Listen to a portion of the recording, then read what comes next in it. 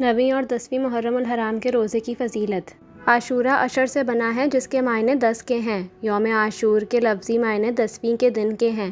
چونکہ یہ محرم الحرام کے مہینے کا دن ہے اس لیے اس کو محرم الحرام کی 10ویں کا دن کہتے ہیں۔ یوم عاشورہ ظہور اسلام سے پہلے قریش مکہ مکرمہ کے نزدیک بھی بڑا دن تھا۔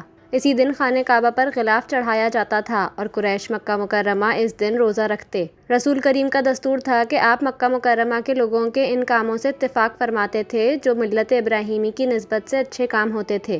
اسی بنا پر آپ حج کی تقریبات میں بھی شرکت فرماتے تھے اور اسی اصول کی بنا پر عاشورہ کا روزہ رکھتے تھے۔ لیکن قبل از ہجرت اس روزے کا کسی کو حکم نہ فرمایا۔ پھر آپ ہجرت فرما کر مدینہ منورہ تشریف لائے تو حضرت عبداللہ بن عباس رضی اللہ تعالیٰ عنہ فرماتے ہیں کہ آپ نے یہود کو یوم عاشورہ کا روزہ رکھتے ہوئے پایا تو ان سے فرمایا یہ کیسا دن ہے جس میں تم روزہ رکھتے ہو؟ انہوں نے عرض کیا یہ وہ عظیم دن ہے جس میں اللہ تعالیٰ نے حضرت موسیٰ اور ان کی قوم کو نجات عطا فرمائی تھی اور فرعون اور اس کے پیروکاروں کو غرق فرمایا تھا۔ بعد ازیں جب یہ دن آتا تو حضرت موسیٰ شکرانے میں اس دن کا روزہ رکھتے اور ہم بھی رکھتے ہیں۔ رسول کریم صلی اللہ علیہ وسلم نے ان کی بات کو سماعت فرمانے کے بعد ارشاد فرمایا کہ ہم حضرت موسیٰ کے تم سے زیادہ حقدار ہیں۔ چنانچہ نبی کریم نے یوم عاشورہ کا روزہ خود بھی رکھا اور اس دن کا روزہ رکھنے کا حکم بھی فرمایا۔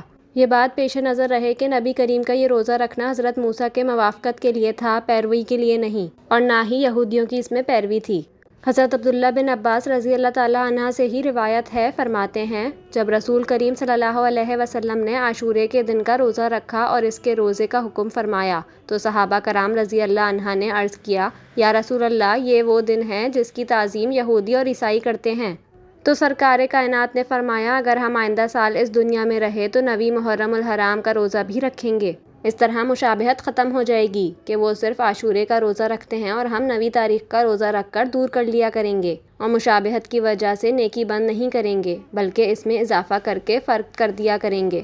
حضرت حکم بن الارج سے روایت ہے، فرماتے ہیں کہ میں حضرت عبداللہ بن عباس رضی اللہ تعالیٰ عنہ کے پاس اس وقت پہنچا جب وہ زمزم شریف کے قریب اپنے چادر لپیٹے ٹیک لگائے بیٹھے تھے۔ میں نے عرض کیا عاشورے کے روزے کے بارے میں فرمائیے تو آپ نے فرمایا کہ جب تم محرم کا چاند دیکھو تو کھاؤ اور 9ویں تاریخ کا روزہ رکھو۔ ایک اور روایت میں حضرت رزین نے حضرت عطا سے نقل کرتے ہوئے فرمایا ہے کہ میں نے حضرت عبداللہ بن عباس رضی اللہ عنہ سے سنا، وہ فرماتے تھے کہ 9ویں اور 10ویں کا روزہ رکھو اور یہود کی مخالفت کرو۔ رسول کریم نے ارشاد فرمایا کہ تم ماہ رمضان المبارک کے بعد روزہ رکھنا چاہتے ہو تو محرم الحرام کے یوم عاشورہ کا روزہ رکھو کیونکہ یہ اللہ رب العزت کا مہینہ ہے۔